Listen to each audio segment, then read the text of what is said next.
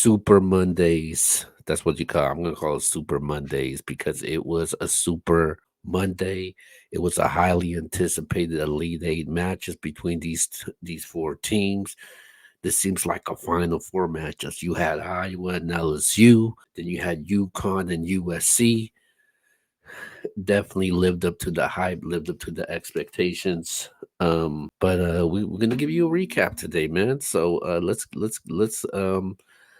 let's get things going tonight, man. And we're gonna start up with the very first game that started off for Monday for the Elite Eight, and that was LSU versus Iowa, the number one seed Hawkeyes versus the LSU Lady Tigers. Um, Iowa wins it 94-87, man. It was a very interesting game. It wasn't the drama after the game like last year. This was a rematch from last year's national title game. And I definitely enjoyed it, man. Everybody showed up. Congratulations to both of them. Congratulations to Iowa to advancing. The story of the night, man. Caitlin Clark. That's who it was. That's who we talking about tonight, man. Obviously, LSU had no type of answer for Caitlin Clark tonight. She dropped 41, 9 3-pointers, man. You cannot, there's no way you cannot deny what Caitlin Clark did. She showed out tonight, man. And um, LSU did not have an answer for Caitlin Clark in this game. No type of answer at all. I was definitely surprised that they didn't even try to double her. They didn't try to triple team her. I think they tried to double her at times, but it was they hurt her at the end. She hurt them at the end because Caitlin Clark, she's a very underrated passer. Um, dropped 12 times on them. She had the vision on the court and she had the green light anytime she wanted to in this game, and they could not stop her. Haley Van Lit, I feel bad for her, man. She was one of the reasons why LSU lost this game because for some reason LSU feels like Haley Van Lit can guard Caitlin Clark, and every time Caitlin Clark knew she was getting a one-on-one matchup, she burned Haley Van Lit every single time in this game. The first half was of the first quarter, entertaining first quarter. LSU was jumping up early. I think they jumped in this game as much as 9. Then going towards the end of the first, LSU came back, and Angel Reese was the reason why this team came back. And it looked like she couldn't miss, dominating the boards. Um, Going into halftime, Flage tied the game with a late buzzer beater to end the first half. As soon as the second half hit, it was all Caitlin Clark in this game. She did whatever she wanted. And like I said, LSU had no type of answer for her. They only had 3 players in double figures for Iowa. I think they had like four or five players at least for LSU. And Angel Reese was ice cold, man. She finished 7 to 21 for the night. Despite the ankle injury, I know people making excuses about the ankle injury.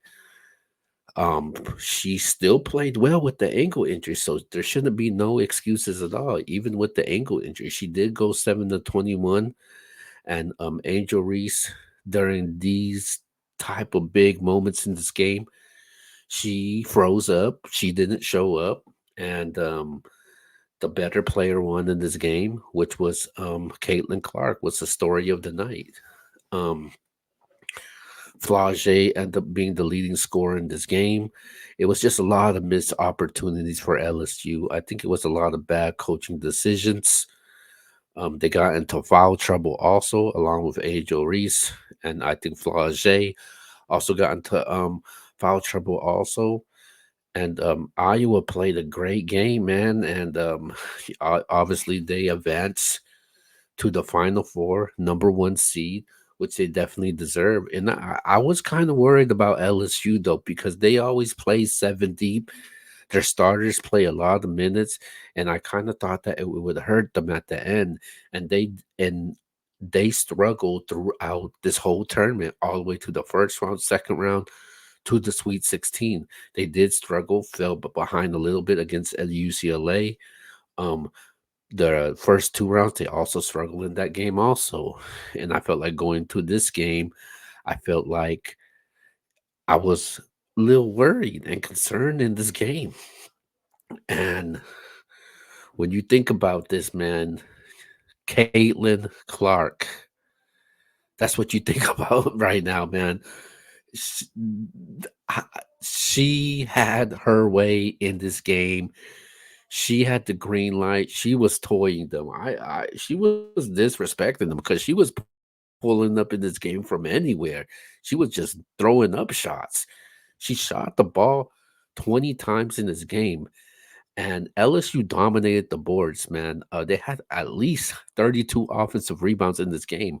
Iowa only had three, still end up losing the game. They had actually more players than double figures in the game, and just a lot of missed opportunities.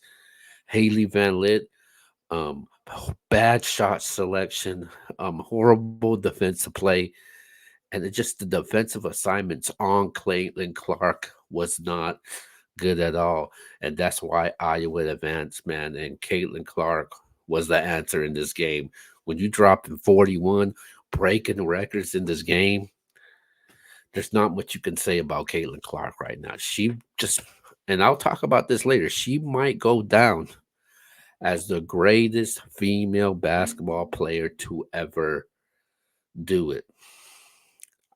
Yes, over Tarasi, over Maya Moore, over Brianna Stewart, you name it.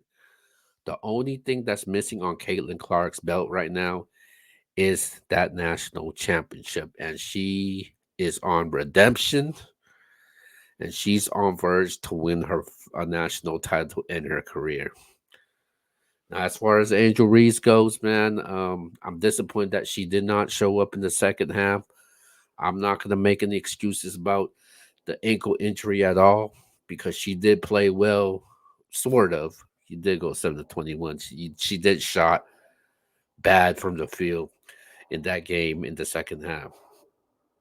But congratulations to Iowa advancing to the Final Four. Yukon USC was the second game. And I think this game also lived up to expectations. I also actually had Yukon winning this game for my predictions. And Yukon end up winning this game in a very close game, competitive game. Paige Buckers. A lot of people talk about Caitlin Clark. A lot of people talk about Juju Watkins. A lot of people talk about that South Carolina team. Paige Buckers is one of the ones, man, and she's had an interesting story. Her first year taking her team to the Final Four. Last year she missed it with a major injury, going through rehab, and then now look where we're at today. She's leading her team to the Final Four, man. I think this is an amazing story what she's doing right now, and I think she's put the world on notice, man, that she is one of the best players out there. She's like, yo, you talking about Juju Watkins, Caitlin Clark, Angel Reese? Yo, I'm still here. Show me some love. And obviously, it was a huge duel, shootout, shoot up type of matchup. I enjoyed the back and forth with Juju Watkins and Paige Buckers led the team with 29, went for 10 rebounds. Also, Juju Watkins didn't have a bad game. Shooting from the field, she was struggling shooting from the field. She did struggle shooting from the field the last game, but what Juju does well is get to the free throw line, and that's what exactly. No, Juju Watkins is the best player on that court.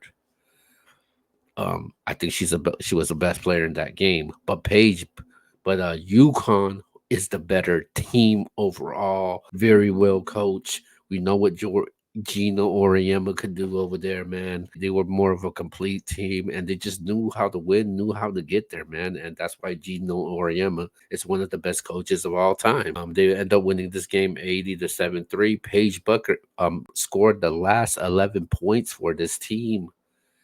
Clutch shots, post up, pulling up threes, getting to the free throw line. Aaliyah Edwards came along with 24 points also in this game. This team played really well, man. They got the most Final Four appearances in women's college basketball right now. And they end up doing this again. And they will be facing Iowa in this game. It's going to be Iowa versus Connecticut, Buckers versus Caitlin Clark. I like this matchup, man. A lot of people are rooting for Caitlin Clark in this game, but I like Paige Buckers, Yukon. They know how to win. They've been there before. So I like this matchup. I think this is going to be very interesting, man. And I'm actually excited for this, man. So, Juju Watkins, freshman, you know, she's breaking her records herself, but I don't think she should have anything to be disappointed about. Nobody expect USC to be in this position, a number one overall seed, reaching the Elite Eight. I think, Juju Watkins is going to be something special. And I've said it before, man. I think Juju Watkins is the closest thing to Maya Moore right now. And we know we know what Maya Moore is and what she could do. Yeah, man, that's my quick reaction recap. I'll be talking more about it on the MBS show this Wednesday. But with that being said, man, it's getting late over here. I'm gonna bounce out. MBS Central, MBS Uncensored. Subscribe to the channel. I'm your boy Keo. With that being said, we out and we see you next time. Peace.